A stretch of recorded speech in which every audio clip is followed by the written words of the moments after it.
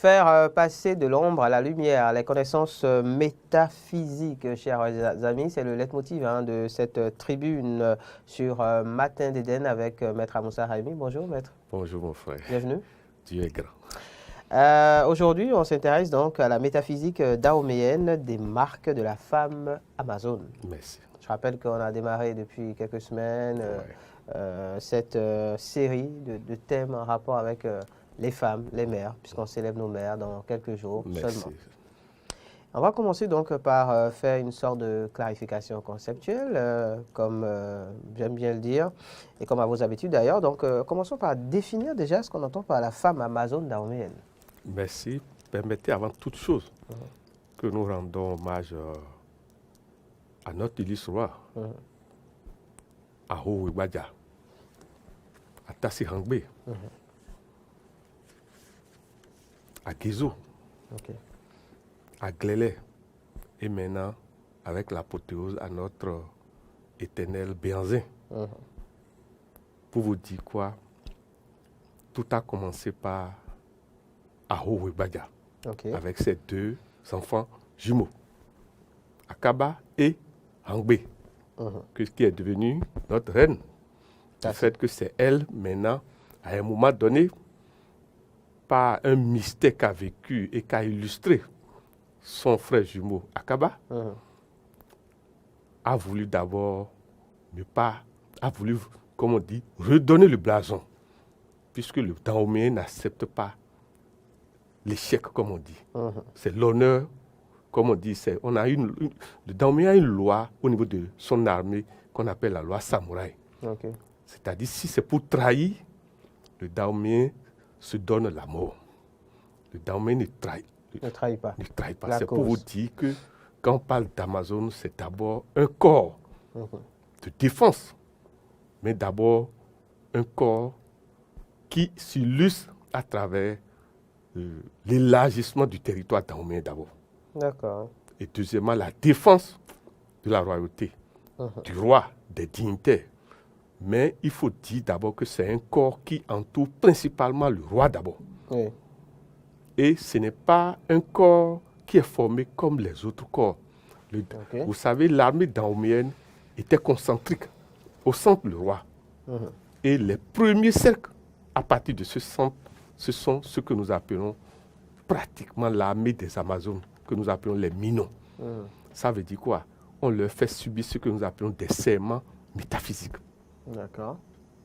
Et vous verrez que ce sont des gens, excusez-moi, d'abord qui s'illustrent à travers le fait que on a installé ce corps par un système de rachat. Ça veut dire quoi? Quand on parle d'Amazone, c'est d'abord un système de rachat. Et quand on dit rachat, c'est d'abord un système d'honneur. D'accord. C'est pour vous dire que c'est un corps qui sert, comme on dit, de transition, qui fait passer d'une rive à une autre. Parce que, faut pas que nous avons tendance, quand on dit Amazone, à croire que tout le monde est Amazone. Non. C'est d'abord un corps de défense d'abord. Comme aujourd'hui, dans l'armée, vous avez un corps spécial. Vous avez notre chef de l'État actuellement. Vous savez que le corps rapproché même qui le protège, la plupart du temps, si vous ne savez pas faire, vous pouvez être là tout le temps, vous ne les verrez pas. Parce que les vrais gardes-corps ne sont pas dans les tenues communes. Et il y a ce que nous appelons le cercle dans le cercle. Le cercle dans le cercle, c'est en réalité ce qu'a illustré Tassi Hangbe en formant d'abord un corps de 16 femmes. Ne l'oublions pas.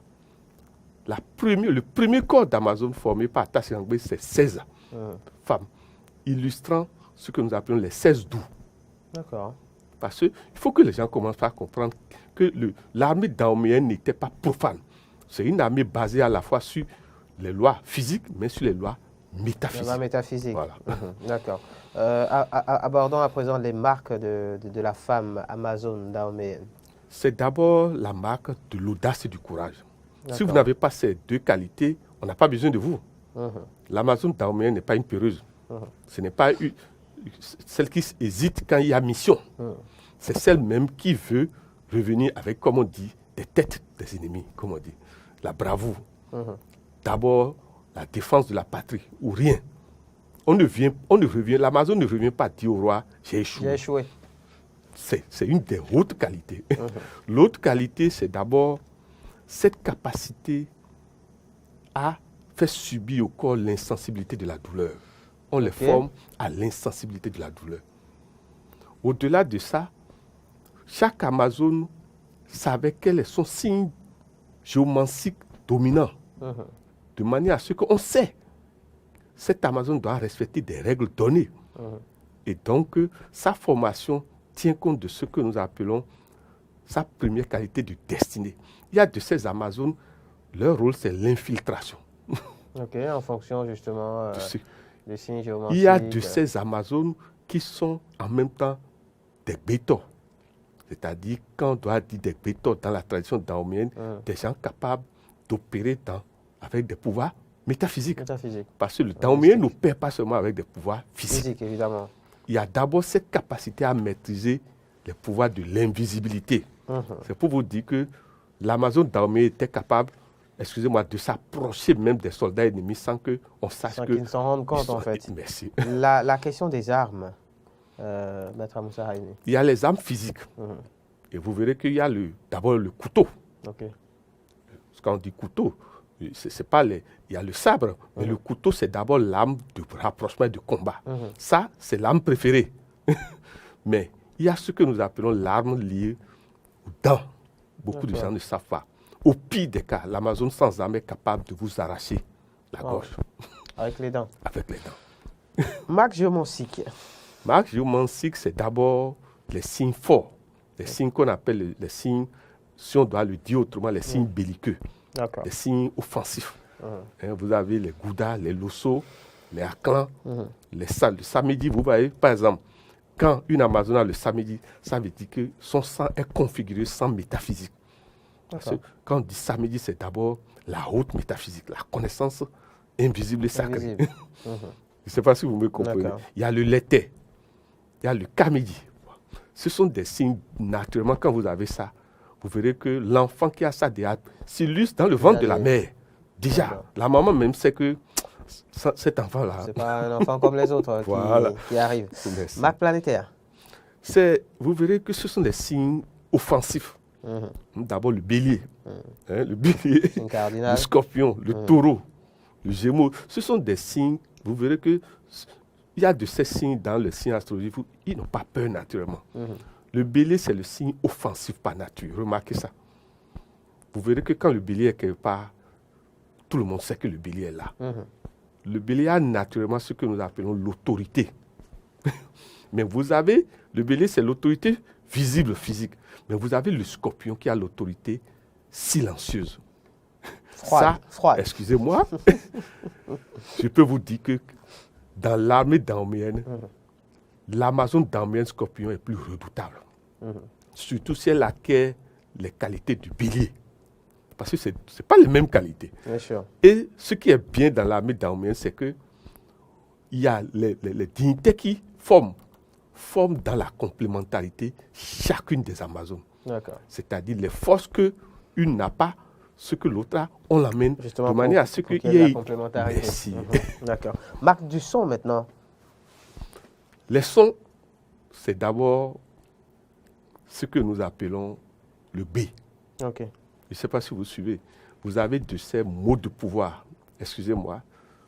Quand il y a certaines Amazones qui crient ces mots ici, vous pouvez, excusez-moi, votre respiration peut s'arrêter. Ou vous perdez l'équilibre. Et le temps, jusque vous perdez l'équilibre, même si c'est 30 secondes, c'est suffisant pour qu'elle vous atteigne. C'est pour vous dire quoi? Ce sont des cris de déstabilisation. Et le daoméa a maîtrisé ce que nous appelons ces mots de pouvoir.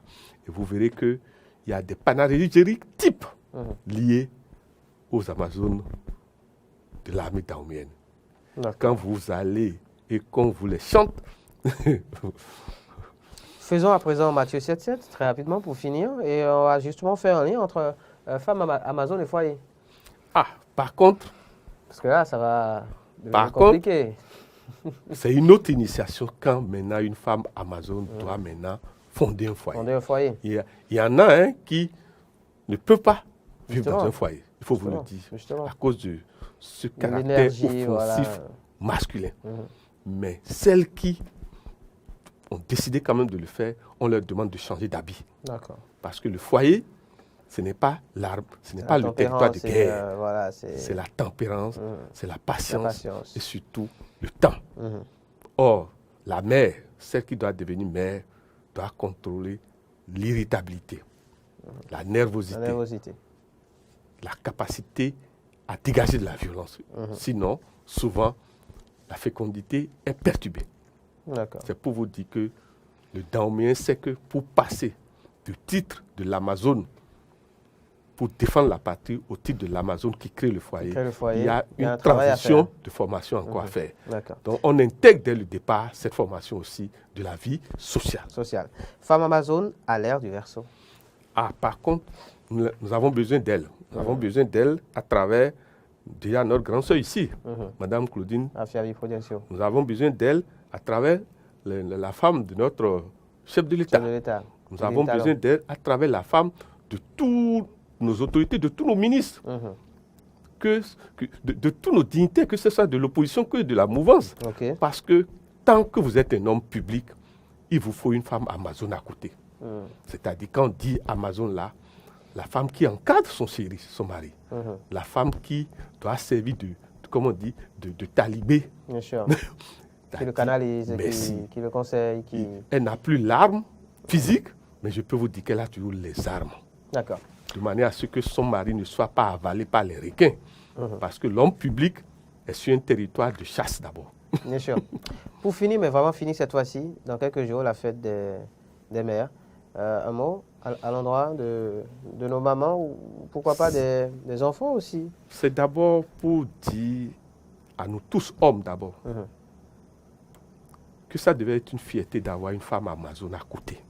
C'est vrai, elle s'illustre toujours, souvent par cette tendance à dominer. Mais ça joue son rôle parfois.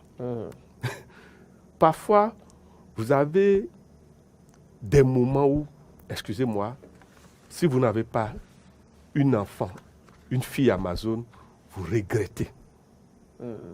Parce que quand il y a un groupe de femmes et qu'il n'y a pas une leader, on regrette ça. Aujourd'hui, nous avons besoin que nos sœurs s'illustrent par leur qualité. Parce qu'elles ont des dons. Elles en ont, justement. Mais parfois, l'éducation a fait que on hésite à prendre les devants. Aujourd'hui, des exemples sont là pour nous dire que, surtout dans notre Bénin aujourd'hui, et avec ce que fait notre chef de l'État, en faisant l'effort tous les jours de promouvoir la gente féminine, qu'il y a espoir. Le plus important, nous leur demandons de bien se former dans ce qu'elles ont comme don. Pour les femmes, c'est d'abord ça. De bien se former, qu'il n'y a pas à dire que l'Amazone de l'ère du Verseau doit être intellectuelle, c'est faux. Le plus important, c'est le don, mon frère. C'est de développer votre don. Vous pouvez avoir tous les diplômes du monde, mais si les diplômes que vous avez ne correspondent pas à vos dons, on échoue. Remarquez ce phénomène-là. On échoue.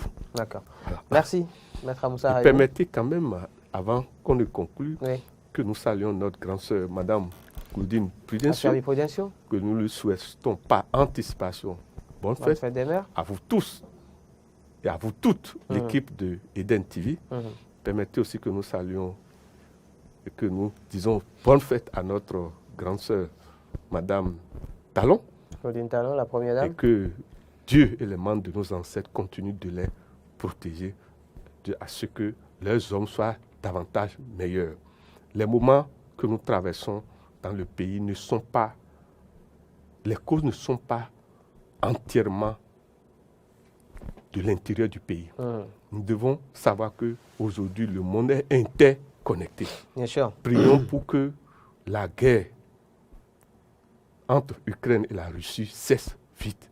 Nous demandons à nos mères d'utiliser la métaphysique du lien du cordon ombilical pour calmer les enfants. Calmer les enfants.